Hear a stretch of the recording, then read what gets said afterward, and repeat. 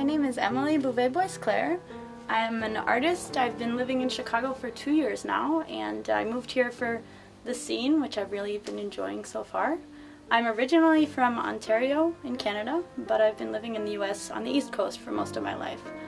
So growing up, I moved around a lot, and I think that that's apparent in my artwork because I was always a little bit of a shy child. So I was never teased or bullied, but like I had trouble making friends and fitting into communities. And I'm finding my spot in Chicago, but I think a lot of my artwork deals with themes of disconnect versus, you know, like togetherness. And my first piece that I'm going to talk about right now is called In Between Worlds. It's basically 3 figures who are in this kind of like dark area, and there's another world that's on the other side, but they're stuck inside for some reason. So I think that that you can definitely see that with this piece. And I actually did this one when I was living in Chicago for maybe 6 months. They are a little biographical. I think all artwork tends to be a little biographical, but it comes out in different ways. This piece is called We're Not in Kansas Anymore, and it's basically a play on Dorothy, but in this case, instead of Dorothy going up in the house is going up without her, and she's still stuck at home, but home kind of turned into something that she's not recognizing. Like, I've inserted crop circles in the background, and there's this, like, the tornado actually looks a little bit like an alien beam to me. So this one is playing out with the idea of like uncertainty, I suppose.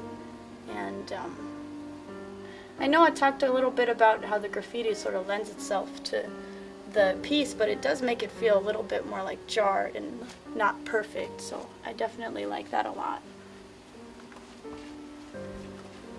This piece is called, you know what? I don't remember what it's called. It's not a favorite of mine. I don't like to admit that, but it gets a lot of like pizzazz from people who like see it. But originally it was supposed to be about rebirth and death, and it's obviously a Day of the Dead theme. It fits in with the other ones. You're going to see a little bit of airbrush in here that I've started to introduce to the pieces. This one doesn't have any graffiti at all. But you know, you got the flowers symbolizing life and love, and you got the birds with the nest and the skull. So that's a very straightforward piece for me, and maybe that's part of the reason why I'm not as satisfied with it. I'm not sure.